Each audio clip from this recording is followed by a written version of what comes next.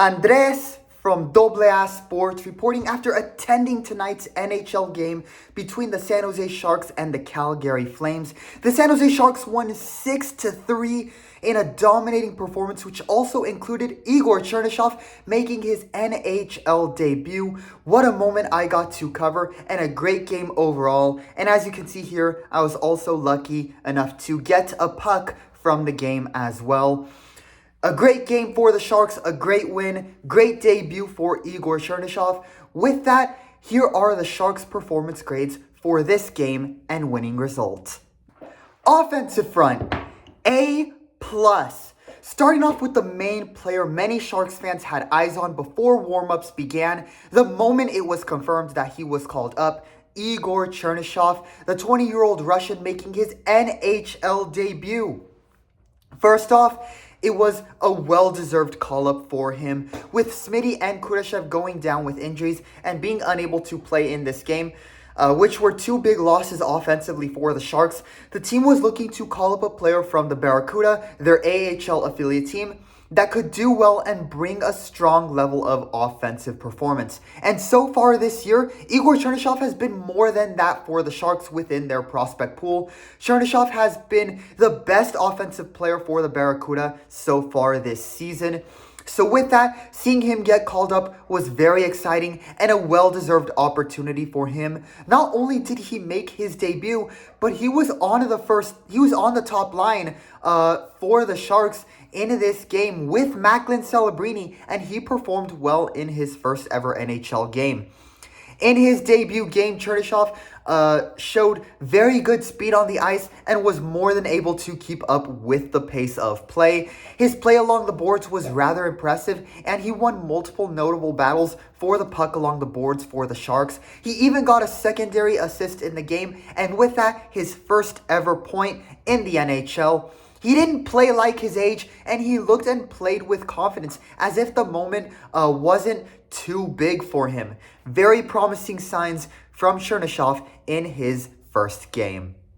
And while just about all three players on the top offensive line for the Sharks played well, Macklin Celebrini was by a mile the best player on the ice in this game. 2 goals and 2 assists in the game, and that fourth goal for the Sharks, which Celebrini scored, was absolutely incredible.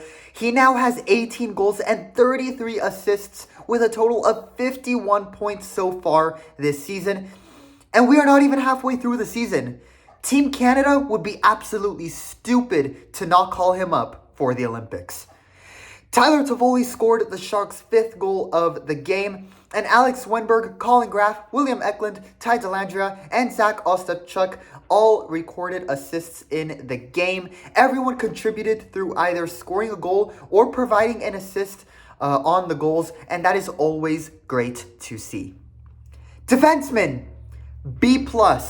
John Klingberg scored the first goal of the game in very similar style to how he scored the game-winning goal versus the Penguins a couple of days ago. Give credit to Klingberg. After an awful start to the season, he has turned his form around and is playing great hockey right now. Dmitry Orlov and Vincent Aorio also provided assists on the Sharks' 6 goals, so the defenseman did well contributing offensively as well in this game. However, their major blunder in this game was how they got complacent and blew a 2-0 lead in the first period, which is never good. That is why I am not giving them an A grade, as that type of complacency which allowed this Calgary Flames team that is in a much worse state than the Sharks to get back in the game, that's simply inexcusable. You can't have that in any NHL scenario. Fortunately, the Sharks woke up after that, and they played much better hockey in the second and third periods and were able to finish the game in convincing style. They also did well killing the power plays and didn't concede a single goal while being down a player after a penalty. Enforcers, A+. Barclay Goodrow, take a bow. He scored 2 goals in the first period and had an assist as well in the game. The first goal in particular, he did very well, capitalizing on both the lucky puck bounce off the backboards and terrible defending by the Flames, who were caught just watching the puck on the play. This was by a mile Barclay Goodrow's best game of the season so far. As for Ryan Reaves, while he did not contribute a goal or assist tonight, watching him piss off everyone on the Flames as he physically outplayed them will never not be satisfying to watch. He got into the opposing players' heads tonight, and the moment that happened, the Flames could not regroup from it. Goalkeeper, A. He conceded 3 goals, but none of them were really his fault. And despite conceding those 3 goals, Yaroslav Askarov still had a phenomenal game, 27 saves and a save percentage of 90%. Askarov made multiple good saves on breakaway plays, and there were 2 notable shots in the second and third periods where he just absolutely robbed the Flames of goals. Trading Tomas Hertl in order to acquire Yaroslav Askarov may have hurt emotionally and in the short term, but as time progresses and Askarov continues to put up excellent performances, this trade could not have aged any better for the Sharks. Head coach, A. Props to Ryan Warsofsky as he is finally improving his coaching record against Canadian teams. Of the handful of games the Sharks have won versus Canadian teams under Warsofsky, this was their most dominating and their most convincing win. After the defense blew a 2-0 lead in the first period, he was successfully able to get his team to regroup and made sure they didn't ever get that complacent again in the remaining 40 minutes of the game. Let's also give him credit for not only giving Igor Chernyshov a well-deserved opportunity with the main team, but for also being willing to play him on the top line with Celebrini. This is the first time we have seen Warsofsky be willing to trust a younger player like this, because he could have easily just had Chernyshov play on the third or fourth lines, give him only 5 or 6 minutes of playing time, and instead rotate and play the older players more because they are veterans with more experience, like he has kind of treated Misa and Dickinson so far. This shows growth in Warsofsky as a coach, and he is starting to become more willing to adjust and trust younger players. Adjustments in his coaching that were much needed and are key reasons to why this team is much more competitive now, and why this team is starting to win more versus the teams from Canada like the Flames, like the Jets, and the Toronto Maple Leafs. Final score, the Sharks win 6-3 versus the Calgary Flames at home in San Jose.